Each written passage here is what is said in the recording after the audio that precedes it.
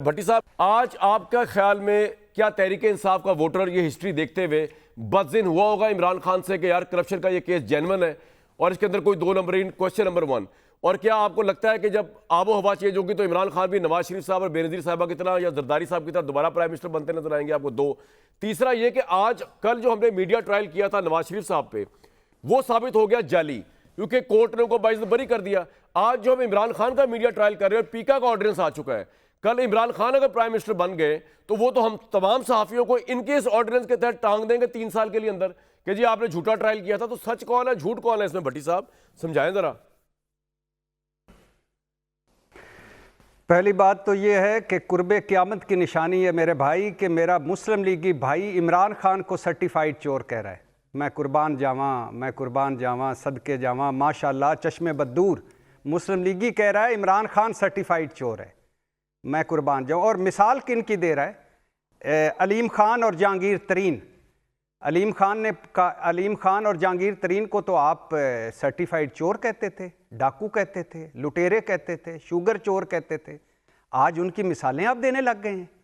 और अलीम खान ने पता है तकरीर क्या की थी? कहा था कि मैं अपने बाप के तुख्म का नहीं हूँ।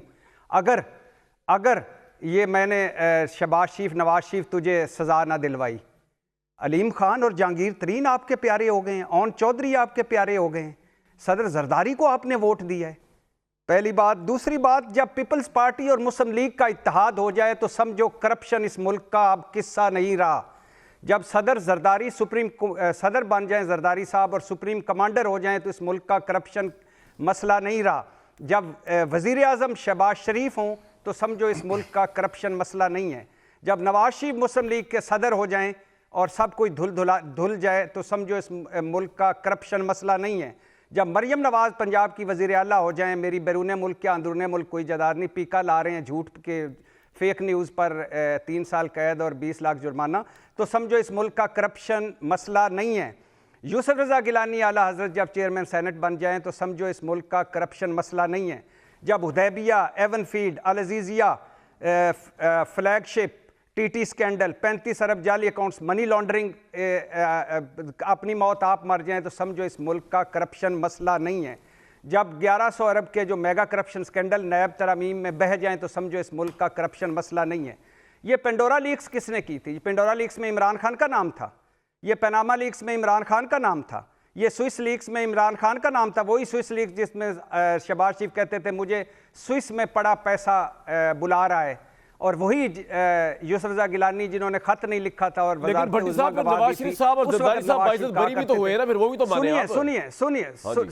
सुनिए मैं उसी पे आ रहा हूँ। जी। उस वक्त नवाज शरीफ क्या कहते थे जब यूसुफ रज़ा गिलानी का केस चल रहा था? ये हैवानों की बस्ती नहीं है यूसुफ रज़ा गिलानी, ये इंसानों की बस्ती है। हम सुप्रीम कोर्ट के साथ खड़े हैं, उतरो और फिर उसके बाद अपनी सफाई देकर फिर अगर लगना है तो लग जाओ। दुबई लीक्स जो हैं इसमें इमरान खान का पैसा पड़ा हुआ है। सर आपका पॉइंट क्या है? सरे महल की स्टोरी किसने हमें बताई थी?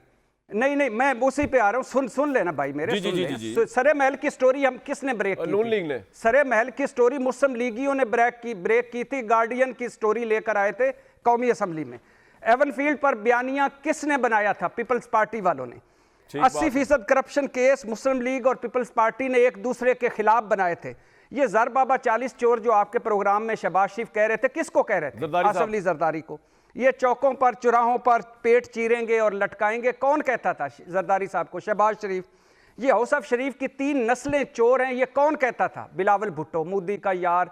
और उधर से जरदारी साहब कहते थे ये ग्रेटर पंजाब सवाल दोबारा एक मिनट। तो इसका मतलब हर प्राइम सवाल ये है, गलत तरीके से निकाला गया करप्शन पे आप ये कह रहे हैं? सवाल ये है कि ये सारे करप्शन केसेस अगर सारे आप नाम भी माने, हुदैबिया क्या गलत था, सही था, एवनफील्ड की मनी ट्रेल मिल गई, नहीं मिली, अल अजीज, ये अदालतें लाख बरी कर दें, इन्होंने बरियत के लिए क्या कोई ट्रालियां भर के सबूत लाए थे? और आज आप कह रहे हैं कि 190 मिलियन पाउंड पे इमरान खान सर्टिफाइड वो कबीना में लाया था। हसन नवाज का भी कबीना में आना चाहिए था कि 9 अरब का 18 अरब में कैसे उस पर। सर आपका पॉइंट आ गया। आप कह रहे हैं कि इमरान खान के सपोर्टर्स को फर्क नहीं पड़ेगा करप्शन के केस से, क्योंकि इस मुल्क में करप्शन दो नंबरी पे मबनी केस होते हैं, ऐसा ही है? भाईजान कामरान भाई सिर्फ 2 जुमले। बात यह है कि जब मुस्लिम लीगी और पीपल्स पार्टी वाले इमरान खान पर करप्शन का इल्जाम लगाते हैं तो लोग हंसते हैं, लोग मजाक उड़ाते हैं और लोग कहते हैं अल्लाह दी शान। मैं एक ब्रेक लूंगा, उसके बाद बैरिस्टर साहब, न्यायी साहब आपकी बात को रिस्पॉन्ड करेंगे। बात यह है कि हंसने से बढ़ के अगर जरदारी साहब या नवाज शरीफ साहब ने कोई गलत काम किया, इसका मतलब यह नहीं कि इमरान खान को खुली छुट्टी दे दी जाए। तो सवाल मेरा यह है कि इस मुल्क में 2 नंबरी करप्शन केसेस साबका जितने और मौजूदा प्राइम मिनिस्टर बनते रहे, तो इस केस की क्या हैसियत होगी आइंदा आने वाले वक्तों में?